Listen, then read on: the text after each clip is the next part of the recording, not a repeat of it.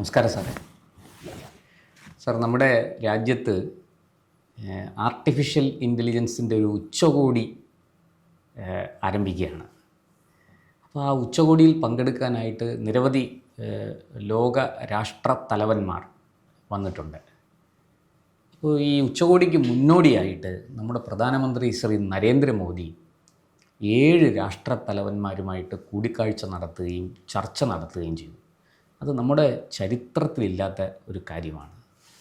എന്താണ് സാർ ഇത്തരം ഒരു കൂടിക്കാഴ്ചയുടെ ഒരു ഉച്ചകോടിയിൽ സ്വാഭാവികമാണ് അത്തരം കൂടിക്കാഴ്ചകൾ ഉണ്ടാകും. പക്ഷേ അതിന് മുന്നോടിയായിട്ട് ഈ രാഷ്ട്രത്തലവന്മാരുമായിട്ട് ഇങ്ങനെ ഒരു ചർച്ച നടത്തുക, അതിന് വലിയ നയതന്ത്ര പ്രാധാന്യം കൽപ്പിക്കുന്നുണ്ട്. ലോകരാഷ്ട്രങ്ങൾ ഇങ്ങനെ ഉറ്റുനോക്കുകയാണ്. എന്തൊക്കെയോ വലിയ മാറ്റങ്ങൾ, ഒരു ലോക രാഷ്ട്രീയ ക്രമത്തിൽ തന്നെ ഒരു വലിയ മാറ്റം വരാൻ പോകുന്നതായിട്ട് ചില സൂചനകൾ അവിടുന്ന് ലഭിക്കുന്നതായിട്ട് വാർത്തകൾ വരുന്നുണ്ട്. എന്താണ് സാർ ഇതിൻ്റെ വിശദാംശങ്ങൾ? അത് ആര്യായ നമ്മൾ ഒന്ന് ജിയോ പൊളിറ്റിക്സ് ഒന്ന് പരിശോധിച്ച് നോക്കിയാലേ ഇന്ത്യയെ എവിടെയാണ് നരേന്ദ്രമോദി പ്ലേസ് ചെയ്തിരിക്കുന്നതെന്ന് കാണാം. ഒരു രാജ്യത്തിനെ അന്തർദേശീയ രാഷ്ട്രീയത്തിൽ ആ രാഷ്ട്രത്തിൻ്റെ ഭരണത്തലവൻ എവിടെ കൊണ്ട് സ്ഥാപിക്കുന്നു, അതാണ് പ്രധാനപ്പെട്ട പ്രശ്നം. സാർ, അവിടെ ഒരു സംശയം. ഈ ലോക രാഷ്ട്രീയ ഭൂപടത്തിലാണോ അതോ ഒരു സമഗ്രമായ സാമ്പത്തിക, സാമൂഹ്യ, സാംസ്കാരിക അങ്ങനെയുള്ളൊരു സമ്പൂർണമായ ഒരു സംവിധാനത്തിനകത്താണോ? എന്താണ് സാർ ഉദ്ദേശിക്കുന്നത്? ഞാൻ ഉദ്ദേശിച്ചൊരു രാഷ്ട്രീയ ഭൂപടത്തിൽ തന്നെയാണ്, സമ്പൂർണ്ണ സംവിധാനത്തിൽ തന്നെയാണ്. അവിടെയാണ് നമ്മൾ ഇന്ത്യയെ കാണേണ്ടത്. അപ്പോൾ ഇവിടെ മോദി എന്ന് പറയുന്ന പ്രധാനമന്ത്രി, അദ്ദേഹം എങ്ങനെയാണ് ഇന്ത്യയെ നയിക്കാൻ ആഗ്രഹിക്കുന്നത്? നമ്പർ 1. എങ്ങോട്ടാണ് ഇന്ത്യയെ കൊണ്ടുപോകുന്നത്? എങ്ങനെ? നമ്പർ 2. അതിനെന്തൊക്കെയാണ് അദ്ദേഹം ചെയ്യുന്നത്? നമ്പർ 3. ഇതിലാണല്ലോ നമ്മൾ മോദിയെ വിലയിരുത്തേണ്ടത്. അതെ. അപ്പോൾ പിന്നെ മോദി അദ്ദേഹത്തിൻ്റെ പദ്ധതിയായിട്ട് മുന്നോട്ട് പോകുമ്പോൾ അതിനെ ചെറുതാക്കി കാണിക്കാനും അതിന് തടസ്സം നിൽക്കാനും ശ്രമിച്ചുകൊണ്ടിരിക്കുന്നത് ഒന്ന് നമ്മുടെ പിന്നെ പ്രതിപക്ഷ നേതാവ്. അത് പ്രതിപക്ഷ നേതാവല്ല. ഒന്നാമത്തെ കാര്യം, അദ്ദേഹത്തിൻ്റെ ബേസിക്കായിട്ട് അദ്ദേഹം ഒരു ആൻറ്റി ഇന്ത്യനാണ്. അത് ഇന്ത്യയുടെ ഒരു ശാപമാണ് ഈ പ്രതിപക്ഷ നേതാവ്. ഒരു പ്രതിപക്ഷ നേതാവിൽ നിന്ന് ലഭിക്കേണ്ടതല്ല അദ്ദേഹത്തിൽ നിന്ന് ലഭിച്ചുകൊണ്ടിരിക്കുന്നത്. അദ്ദേഹം നിലവാരമുള്ളൊരു പ്രസംഗം ഇന്ന് വരെ ഇന്ത്യൻ പാർലമെൻറ്റ് ചെയ്തിട്ടുണ്ടോ? നിലവാരമുള്ളൊരു പ്രസംഗം, നിലവാരമുള്ള ഒരു 10 പ്രസംഗം അല്ലെങ്കിൽ ഉന്നത നിലവാരമുള്ള പാർലമെൻ്ററി പ്രൊസീജിയേഴ്സ് പരിശോധിച്ച് നോക്കിയാൽ അന്തർദേശീയ നിലവാരം നിൽക്കുന്ന അല്ലെങ്കിൽ ഇന്ത്യക്കാരനെ ശ്രദ്ധിച്ച് കേൾക്കാൻ കഴിയുന്ന ഒരു 10 പ്രസംഗമെങ്കിലും NK പ്രേമേന്ദ്രൻ നടത്തിയിട്ടുണ്ട്. തീർച്ചയായിട്ടും മിനിമം 10 പ്രസംഗമെങ്കിലും ശശി തരൂർ നടത്തിയിട്ടുണ്ട്. അതെ. ഇവരുടെ അടുത്തെങ്ങാണം എത്താൻ കഴിയുന്ന ഒരു പ്രസംഗം നടത്താൻ, അതിലൊരു ആശയം അവതരിപ്പിക്കാൻ രാഹുൽ ഗാന്ധിക്ക് കഴിഞ്ഞിട്ടുണ്ട്. ആലോചിച്ച് നോക്കേണ്ടതാണ്. ഇവിടെ എനിക്ക് ഒരു വലിയ വിഷയമാണ്, വലിയ ചോദ്യമാണ് സാർ ചോദിച്ചപ്പെട്ടെന്ന് ഉത്തരം പറയാൻ സാധിക്കില്ല അതിന്. അല്ല, അതിനകത്ത് രാഹുൽ ഗാന്ധിക്ക് മുമ്പ് ആരായിരുന്നത്? അധീർ രഞ്ജൻ ചൗധരിയായിരുന്നു. അധീർ രഞ്ജൻ ചൗധരിയുമായിട്ട് തട്ടിച്ചു നോക്കുമ്പോൾ രാഹുൽ ഗാന്ധിയേക്കാൾ മെച്ചപ്പെട്ട ഒരു പ്രതിപക്ഷ നേതാവായിരുന്നു അധീർ രഞ്ജൻ ചൗധരി എന്ന് ഞാൻ പറയുന്നതിൻ്റെ കാര്യം, അധീർ രഞ്ജൻ ചൗധരിക്ക് ഒരു രാജ്യവിരുദ്ധനല്ലായിരുന്നു. അതാണ് അതിൻ്റെ ക്വാളിഫിക്കേഷൻ. പ്രതിപക്ഷ നേതാവ് ഇന്ത്യ വിരുദ്ധനാണ് എന്ന് പറയുന്നത് ഭൂഷണമായിട്ട് കോൺഗ്രസ്സുകാർക്കും ഇന്ത്യ മുന്നണിക്കും തോന്നും. അത് സ്വാഭാവികമാണ്. ഇന്ത്യക്കാർക്ക് അതൊരു ഗതികേടാണ്, ഇന്ത്യക്കാരുടെ ഗതികേടാണ്. അപ്പം നമ്മൾ പറഞ്ഞു വന്നത് മോദിയെക്കുറിച്ചുള്ളതാണ്. അപ്പോൾ മോദി എങ്ങനെയാണ് ഇന്ത്യയെ അന്തർദേശീയ രാഷ്ട്രീയത്തിൽ, രാഷ്ട്രീയ ഭൂപടത്തിൽ, അത് ജിയോ പൊളിറ്റിക്സ് മാത്രമായിട്ട് എടുക്കണ്ട, ഇന്റർനാഷണൽ ജിയോ പൊളിറ്റിക്സിന് എവിടെ കൊണ്ട് അദ്ദേഹം പ്ലേസ് ചെയ്യാൻ ഉദ്ദേശിക്കുന്നുള്ളതാണ്. ഇപ്പം നമ്മൾ ലോക നേതാക്കന്മാരെ എടുക്കുകയാണെങ്കിൽ, ഒരു കാലത്ത് ലോകം ഭരിച്ചുകൊണ്ടിരുന്ന രാജ്യമാണ് ബ്രിട്ടൻ. ബ്രിട്ടീഷ് പ്രധാനമന്ത്രിക്ക് എന്ത് റോളാണ്? നത്തിങ്. ഞാൻ പറഞ്ഞു വന്നത്, ഫ്രഞ്ച് ഈസ്റ്റ് ഇന്ത്യ കമ്പനി ലോകം അടക്കി ഭരിച്ചിരുന്നു. ഇമാനുവൽ മാക്രോൺ ഇവിടെ വന്നിരുന്നു. പക്ഷേ ഫ്രാൻസിന് എന്ത് സ്വാധീനമാണ്, സ്പെയിനിന് എന്ത് സ്വാധീനമാണ്? ഇതൊക്കെ ഒരു കാലഘട്ടത്തിൽ ലോകം അടക്കി വാണിരുന്ന ശക്തികളെക്കുറിച്ചാണ് ഞാൻ വൻ പാശ്ചാത്യ ശക്തികളായിരുന്നു. അപ്പോൾ ഇവിടെ വന്ന കാര്യം എന്താ വെച്ചാൽ, ഇപ്പം നരേന്ദ്രമോദി വന്നു കഴിഞ്ഞപ്പോഴത്തേക്ക് ഇപ്പോൾ ലോകം ചർച്ച ചെയ്യുന്ന, ലോകം ശ്രദ്ധിക്കുന്ന നേതാക്കന്മാരിൽ ഒന്ന് ട്രംപിനെ ശ്രദ്ധിക്കുന്ന കാര്യം, അദ്ദേഹം അമേരിക്കയുടെ പ്രസിഡന്റാണ്. ലോകത്തിലെ ഏറ്റവും വളരെ പവർഫുൾ പദവിയിലിരിക്കുന്ന അമേരിക്കൻ പ്രസിഡന്റിനെ impeach ചെയ്യാനേ മാറ്റാൻ പറ്റുകയില്ല, അത്ര ശക്തനാണ് ആ പ്രസിഡന്റ്. രണ്ടാമത് വരുന്നത് വ്ളാഡിമിർ പുടിൻ, റഷ്യയുടെ പിന്നെ പ്രധാന പ്രസിഡന്റാണ്. ഷീ ജിൻപിങ് ചൈനീസ് പ്രസിഡന്റാണ്. നരേന്ദ്രമോദി ഇന്ത്യൻ പ്രധാനമന്ത്രിയാണ്. ഈ 4 പേരും തട്ടിച്ചു നോക്കണം. ഇതിൽ ട്രംപ് സേഫാണ്. എന്താ ട്രംപ് സേഫാകുന്നതെന്ന് ചോദിച്ചാൽ, ട്രംപിനെ impeach ചെയ്യാനേ പറ്റുള്ളൂ. ട്രംപ് ഒരു 4 വർഷത്തെ അല്ലെങ്കിൽ 5 വർഷത്തെ കാലാവധി അദ്ദേഹം പൂർത്തിയാക്കുമ്പോൾ അദ്ദേഹത്തിന് മുന്നിൽ വലിയ തടസ്സങ്ങളില്ല. അതാണ് പ്രശ്നം. കാരണം അദ്ദേഹത്തിന് അങ്ങനെ മാറ്റാൻ പറ്റില്ല. 2 ചൈനയിലേക്ക് പോകാം, ഷീ ജിൻപിങ്ങിനെ എടുക്കാം.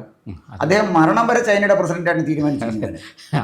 ചോദ്യം ചെയ്യപ്പെടാനാകാത്ത അനിഷേധ്യ ശക്തിയായി. അല്ല, മരണം വരെ അദ്ദേഹമാണ്. ഇനി മരിച്ചു കഴിഞ്ഞാൽ അദ്ദേഹത്തിന്റെ ഭൗതിക ശരീരം വെച്ചുകൊണ്ട് ഭരിക്കണമെന്ന് പറഞ്ഞിട്ടുണ്ടോ എന്ന് എനിക്ക് അറിഞ്ഞൂടാ. ഒരു കമ്മ്യൂണിസ്റ്റ് രാജ്യത്താണ് ഇത് നടക്കുന്നത്. അത് കമ്മ്യൂണിസത്തിന്റെ അപജയവും കൂടാണ്. അതാണ് ചൈനയുടെ സ്ഥിതി.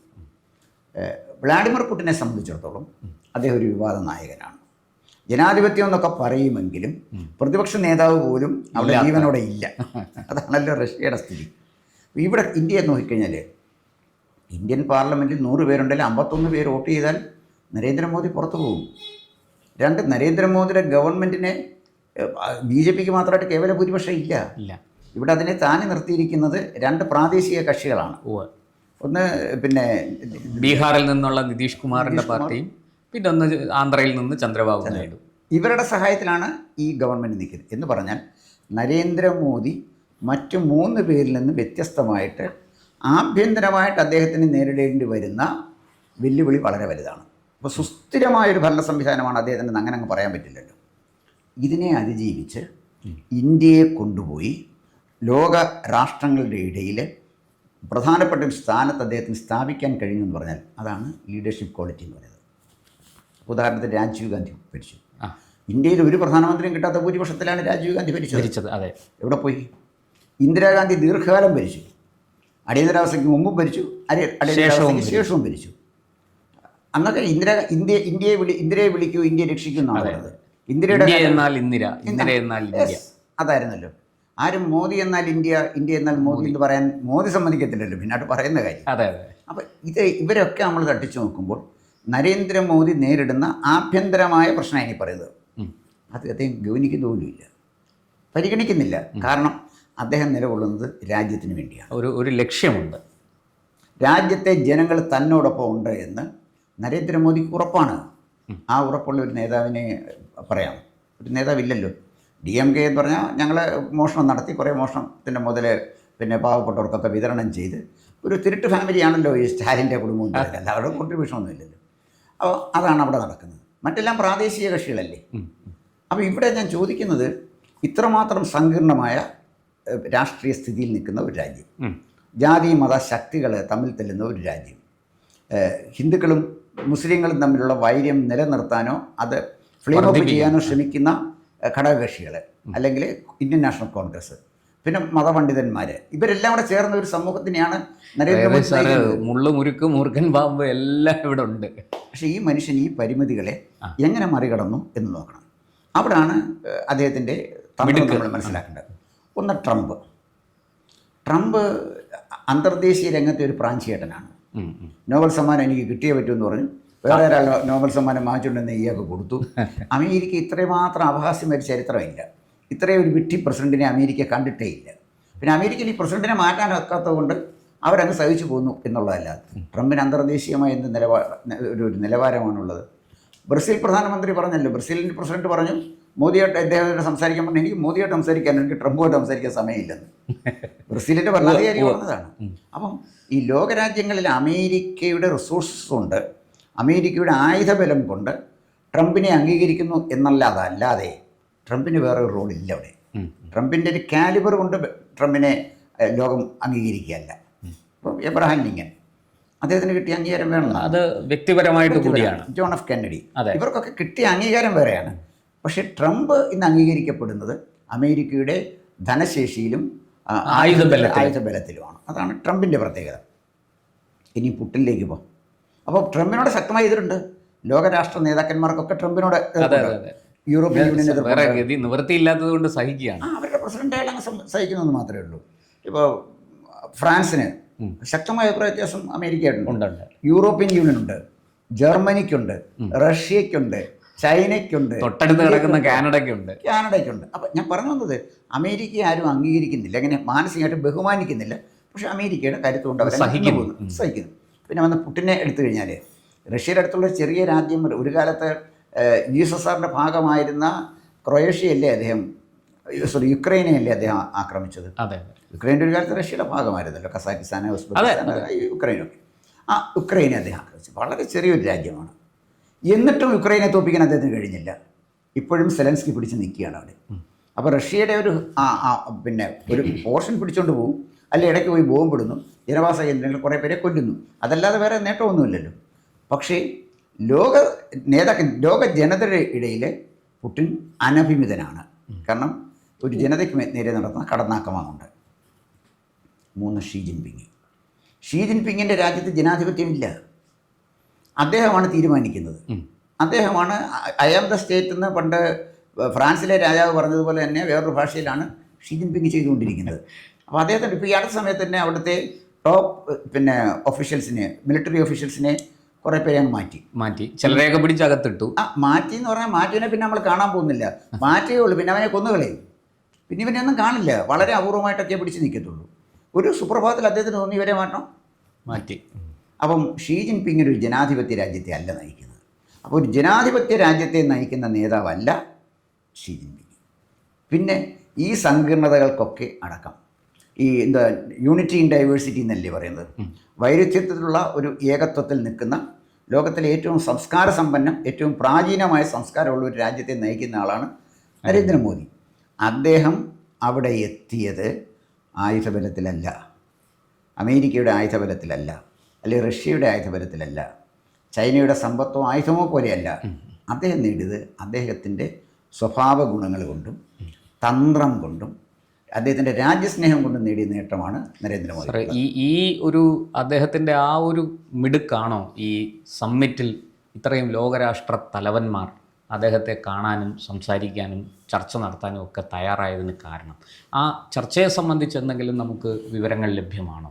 അല്ല, ചർച്ചയെ സംബന്ധിച്ച വിവരങ്ങൾ കുറച്ചുകൂടെ കഴിയും നമുക്ക് ലഭ്യമാകാൻ. ഇപ്പം നമ്മുടെ ഇവിടെ വന്നു കഴിഞ്ഞിട്ട് ഈ ഫ്രാൻസുമായിട്ട് ബന്ധപ്പെട്ട് അദ്ദേഹം ഒപ്പുവെച്ച ഒന്ന് ഈ ഹാമർ മിസൈലുകൾ വാങ്ങിക്കുന്നതിനെ കുറിച്ച്. അത് നമ്മൾ ആയുധ ഇടപാട്. അതെ. അപ്പോൾ അതിനകത്ത് ഭാരത് ഇലക്ട്രോണിക്സ് ലിമിറ്റഡും സഫ്രാൻ എന്ന് പറയുന്ന ഫ്രാൻസിലെ ഒരു കമ്പനി സഫ്രാൻ, അവരുമായിട്ട് ചേർന്നാണ് വിമാനമൊക്കെ ഉണ്ടാക്കുന്നത്. അവരുമായിട്ട് ചേർന്നാണ് ഈ മിസൈൽ ഇടപാട് നമ്മൾ നടത്തിയിരിക്കുന്നത്. വളരെ പവർഫുൾ മിസൈലാണ് ഈ ഫ്രാൻസിൻ്റെ കയ്യിലിരിക്കുന്ന ഈ പിന്നെ ഹാമർ മിസൈൽ. അപ്പോൾ അതുപോലെ തന്നെ റഫേൽ യുദ്ധവിമാനം നമ്മൾ ഇഷ്ടംപോലെ വാങ്ങിക്കുകയാണ്. ചൈന ഫേസ് ചെയ്യണമെങ്കിൽ അതേ പറ്റത്തില്ല. ഇനിയും ആ യുദ്ധം നടക്കുന്ന ആകാശത്താണ്, കരയിലല്ല. അപ്പോൾ അതിന് റഫേൽ വേണം. ഇന്ന് ലോകത്തിറങ്ങിയ ഏറ്റവും അത്യന്താധുനികമായ യുദ്ധവിമാനം റഫേലാണ്. ഏറ്റവും വലിയ പ്രത്യേകത ഈ യുദ്ധവിമാനം ഇവിടെ നിർമ്മിക്കാനുള്ള കരാറുണ്ടാക്കുന്നത്. അത് ചെറിയ കാര്യമാണ്. അല്ല, അത് നമ്മൾ വലിയ നേട്ടമാണ്. ബൾക്ക് ഒരു ഓർഡർ കൊടുത്താൽ അതിൻ്റെ സാങ്കേതിക വിദ്യ അടക്കമാണ് ഇന്ത്യയിലേക്ക് വരുന്നത്. കാരണം ബൾക്ക് ഒരു ഓർഡർ കൊടുത്താൽ ഫ്രാൻസിന് അത് പെട്ടെന്ന് തീർത്ത് തരത്തക്കത്തുള്ള പിന്നെ റിസോഴ്സസ് ഇല്ല. അതാണ് എൻ്റെ പ്രശ്നം. നമുക്ക് തന്നുള്ളൊരു ഗുണമെന്ന് വെച്ചാൽ നരേന്ദ്രമോദിയുടെ ഇന്ത്യ ഫ്രാൻസിനെ ചതിക്കില്ല എന്നവർക്കറിയാം. സാങ്കേതിക വിദ്യ ഇന്ത്യക്ക് കൈമാറിയാൽ നരേന്ദ്രമോദിയുടെ ഇന്ത്യയിൽ ഈ സാങ്കേതിക വിദ്യ സുരക്ഷിതമായിരിക്കും എന്ന്. ഇത് ചോർന്നു പോയി അപകടകാരികളുടെ കൈകളിലേക്ക് ഇതെത്തില്ല. അപ്പോൾ ഏറ്റവും വിശ്വസ്തനായ സംസ്കാര സമ്പന്നനായ ഒരു പ്രധാനമന്ത്രിയാണ്, രാജ്യസ്നേഹിയായ ഒരു പ്രധാനമന്ത്രിയാണ് ഇന്ത്യക്ക് കിട്ടിയതെന്ന് ഇമ്മാനുവൽ മാക്രോൺ മനസ്സിലായതുകൊണ്ടല്ലേ പിന്നെ ഈ കരാറിൽ ഒപ്പുവെച്ചത്. അപ്പം അതൊരു വലിയ നേട്ടമാണ്. പിന്നെ ആര്യ പറഞ്ഞ പോലെ 7 രാഷ്ട്രത്തലവന്മാരുമായിട്ട് അദ്ദേഹം ചർച്ച നടത്തി. ഈ AI സമ്മിറ്റ് എന്ന് പറയുമ്പോൾ തന്നെ ആർട്ടിഫിഷ്യൽ ഇൻ്റലിജൻസ് ആണ് ഇനി ലോകത്തിൻ്റെ ഗതി നാളെ ലോകം ഭരിക്കാൻ പോകുന്നത്. അതിനെക്കുറിച്ചൊരു അന്തർദേശീയ സമ്മേളനം ഇവിടെ കൂടുകയാണ്, ഇന്ത്യയിൽ കൂടുകയാണ്. എത്രയെല്ലാം ആശയങ്ങളാണ് ഇങ്ങോട്ട് വരുന്നത്. ഇവിടെ നമ്മുടെ പത്രക്കാരെടുത്ത് ഏതാണ്ട് ഒരു യൂണിവേഴ്സിറ്റിയിൽ നിന്ന് ഒരു പട്ടിയുടെ റോബോട്ട് കൊണ്ടുവച്ച് അവിടെ അത് കുറച്ചില്ല കടിച്ചില്ല ചൈനയിൽ നിന്ന് കൊറിയയിൽ നിന്ന് കൊണ്ടുവന്നു എന്നൊക്കെയുള്ള നിസ്സാര കാര്യം പറഞ്ഞ് അതിനെ തമസ്കരിക്കാനോ ചെറുതാക്കാനോ അല്ലേ നമ്മുടെ മാധ്യമങ്ങൾ ശ്രമിച്ചത്. പിന്നെ AI കോൺഫറൻസ്, AI സമ്മിറ്റ് നടന്നപ്പോൾ ഇന്ന നേട്ടങ്ങളാണ് നമ്മുടെ രാജ്യത്തുണ്ടാകുന്നത് എന്ന് വസ്തുനിഷ്ഠമായിട്ട് വിശദീകരിക്കുന്ന ഒരു ലേഖനം ഞാനൊരു പത്രത്തിനും വായിച്ചില്ല. അവിടെ ചെന്നപ്പോൾ പിന്നെ കാൻറ്റീനിൽ ചെന്നപ്പോൾ കാപ്പി കിട്ടിയില്ല, അല്ലെങ്കിൽ അവിടെ ചെന്നപ്പോൾ പായസം കിട്ടിയില്ല, ഇങ്ങനെയൊക്കെ പറയുന്നൊക്കെ സദ്യ ഉണ്ടേച്ച് വന്ന് അവിയലിന് ഉപ്പില്ല എന്ന് പറഞ്ഞു പോകുന്ന ചില ആളുകളുടെ മനോഭാവത്തിലാണ് നമ്മുടെ ഈ പത്രങ്ങൾ നിൽക്കുന്നത്. അല്ല, അത് മാത്രമല്ല, നമ്മുടെ ചില രാഷ്ട്രീയ നേതാക്കളൊക്കെ പറഞ്ഞത് ചൈന AI വലിയ മുന്നേറുമ്പോൾ ഇവിടെ മലിനജനത്തിൽ മുങ്ങിക്കുളിക്കുന്നു, കുംഭമേളയെ താരതമ്യം ചെയ്ത് കളിയാക്കിയ ഒരു നാടാണ് നമ്മുടേത്. അല്ല, ചൈനയിലെ ഇത്ര ആളുകൾക്കൊരു നദി പോയി കുളിക്കാനൊക്കത്തില്ല. ഗവൺമെൻറ് പെർമിറ്റ് ചെയ്തെങ്കിൽ ഒരു ഏരിയയിൽ നിന്ന് മറ്റൊരു ഏരിയയിലോട്ട് പോകാനൊക്കത്തില്ല. കുംഭമേളയ്ക്ക് നാളെ രാവിലെ കോൺഗ്രസ്സുകാരന് വേണേൽ നേരെ കുംഭമേളയിലോട്ട് അങ്ങ് പോയാൽ പോരെ, അവിടെ പോയി മുങ്ങി കുളിക്കാമല്ലോ. ചൈനയിൽ താമസിക്കുന്നവന് ഒരു നദി കാണണമെങ്കിൽ ഗവൺമെൻറ് പെർമിറ്റ് ചെയ്തെങ്കിലേ നദിയുടെ അടുത്തോട്ട് പോകാൻ പറ്റുള്ളൂ. ഒരു പ്രവിശ്യയിൽ വേറൊരു പ്രവിശ്യയിലേക്ക് പോകണമെങ്കിൽ കാർഡ് വേണം, അല്ലെങ്കിൽ പെർമിഷൻ വേണം. പെർമിറ്റ് ഉണ്ടെങ്കിലേ പോകാൻ പറ്റുള്ളൂ. അപ്പോൾ ഇത് ഞാൻ പറഞ്ഞു വന്നത്, ഇവർ ഈ ആർട്ടിഫിഷ്യൽ ഇൻ്റലിജൻസിനെ കുറിച്ച് നടത്തിയ ഈ സമ്മിറ്റ് കൊണ്ട് എന്തെല്ലാം പ്രയോജനം ഇന്ത്യക്ക് കിട്ടും, ഇനി എങ്ങനെയാണ് ഇന്ത്യ പോകേണ്ടത് എന്ന് ഒരു വിധത്തിനും ഒന്നും എഴുതിയിട്ടില്ല. ഒരു മാധ്യമം ഇന്നലെ പിന്നെ ഈ ഹിന്ദു പത്രത്തിൻ്റെ എൻ റാം, ഞാൻ ഏറ്റവും വെറുക്കുന്ന ഒരു പത്രക്കാരനാണ്, ഒരു നിലവാരമില്ലാത്തൊരു പത്രക്കാരൻ. അയാളുടെ ഒരു സ്റ്റേറ്റ്മെൻ്റ് ഉണ്ടായിരുന്നു, ഇന്ത്യയിൽ രണ്ട് വലിയ അപകടം നടക്കുന്നു. ഹിന്ദു എന്ന് പറയുന്നൊരു പത്രത്തിനും അവർക്കൊരു ലയബിലിറ്റിയാണ് ഇത്. അവർക്കൊരു ലയബിലിറ്റിയാണ്. ഹിന്ദു പോയി ടൈംസ് ഓഫ് ഇന്ത്യ മുന്നേ പോയല്ലോ, ഹിന്ദു ആരും നോക്കാറില്ലല്ലോ. ആ തരത്തിലേക്ക് എത്തി. പിന്നെ ഒരാൾ വന്ന് ഫറൂഖ് അബ്ദുള്ള വന്ന് കിടന്ന് കരയിച്ചു പോകുന്നുണ്ട്. ഇതൊക്കെയാണ് നമ്മുടെ വാർത്തകൾ. ഇത്തരം വാർത്തകളെയൊക്കെ പിന്നെ പ്രാധാന്യം കൊടുക്കുകയും AI പോലുള്ള വാർത്തകൾ തമസ്കരിക്കുകയും ചെയ്താൽ. ഇപ്പോൾ നമ്മൾ 7 രാജ്യങ്ങളുടെ കാര്യം പറഞ്ഞു. ഈ സെമിനാറിൽ വന്നത്, ഒന്ന് സ്പെയിനിലെ പ്രസിഡൻറ്റ് പെട്രോ സാഞ്ചസ്, അദ്ദേഹം കണ്ട ഒരാൾ, മോശക്കാരനിലിരുന്നു. രണ്ടൊന്ന് ഫിൻലാൻഡ് പ്രധാനമന്ത്രി പെരിറ്റോ ഓർപ്പോ, രണ്ടാമത്തെ ആൾ. സെർബിയൻ പ്രസിഡൻറ്റ് അലക്സാണ്ടർ വൂസിക്, അദ്ദേഹം കണ്ടത്. പിന്നെ വന്നത് ക്രൊയേഷ്യൻ പ്രധാനമന്ത്രിയാണ് കണ്ടത്. ക്രൊയേഷ്യൻ പ്രധാനമന്ത്രിയുടെ പേര് ആന്ദ്രേ പ്ലോൻകോവിക്. പിന്നെ എസ്തോണിയൻ പ്രസിഡൻറ്റ് അലർ കാരിസ്. പിന്നെ വന്ന് ഭൂട്ടാൻ, നമ്മുടെ അടുത്ത് കിടക്കുന്ന രാജ്യമാണ്. ഭൂട്ടാൻ പ്രധാനമന്ത്രി ഷെറിംഗ് ടാബ്ഗോ. പിന്നെ കസാഖ്സ്ഥാൻ പ്രധാനമന്ത്രി ഓൾഷാസ് ബെക്ടാനോവ്. ഇവർ ഇത്രയും പേരാണ് നരേന്ദ്രമോദിയായിട്ട് ചർച്ച നടത്തിയത്. നമ്മൾ നോക്കി ചെറിയ രാജ്യമാണെന്ന് തോന്നുന്നു, പക്ഷെ ഓരോ രാജ്യം അതിൻ്റേതായ രീതിയിൽ റിസോഴ്സ്ഫുള്ളാണ്. അദ്ദേഹം ഖാനായിൽ പോയപ്പോൾ ഖാനായിലെ വിഭവങ്ങളെക്കുറിച്ച് പഠിച്ചുകൊണ്ടാണ് പോകുന്നത്. ഈ ചെറിയ ചെറിയ രാജ്യങ്ങളെ ഇന്ത്യയോട് ചേർത്ത് നിർത്തി വൻകിട രാജ്യങ്ങൾ അവരുടെ മുകളിൽ നടത്തുന്ന ചൂഷണത്തിനെതിരെ അവരെ ഒന്നിപ്പിച്ച് നിർത്തുകയാണ് നരേന്ദ്രമോദി ചെയ്യുന്നത്. അവർക്കൊരു പിൻബലം കൊടുക്കുന്നു. അവർക്കൊരു പിൻബലം കൊടുക്കുകയാണ് എന്ന് പറഞ്ഞാൽ, അമേരിക്ക ഓരോരുത്തരത്ത് താവളങ്ങൾ ഉണ്ടാക്കുമ്പോൾ നമ്മളൊരു താവളവും ഉണ്ടാക്കുന്നില്ല. ആ ജനങ്ങളുമായിട്ട് സൗഹൃദം പാലിക്കുന്നു, ആ ജനങ്ങളെ നമ്മുടെ മനസ്സിലേക്ക് എടുക്കുന്നു. അവിടുത്തെ ഭരണാധികാരികളെ, ഇന്ത്യൻ ഭരണാധികാരിയെ വിശ്വസിക്കുന്നു, ആശ്രയിക്കുന്നു. ഒരു കൊടുക്കൽ വാങ്ങൽ, അതിൽ കച്ചവട താല്പര്യങ്ങളൊന്നുമില്ല. പിന്നെ ഇന്ത്യയുടെ നന്മ നോക്കിയായിരിക്കും അദ്ദേഹം എല്ലാ കാര്യങ്ങളും ചെയ്യുന്നത് എന്ന് പറഞ്ഞാൽ. സാർ, ഇപ്പോൾ ഈ ഇടയ്ക്ക് ഒരു കാര്യം കൂടി ചോദിച്ച് നമുക്ക് ഈ ചർച്ച അവസാനിപ്പിക്കാം. ഈ വലിയ രീതിയിൽ തൊഴിൽ നഷ്ടം വരും, AI വരുന്നതോടുകൂടി തൊഴിൽ നഷ്ടം വരും എന്നാണ് പറയുന്നത്.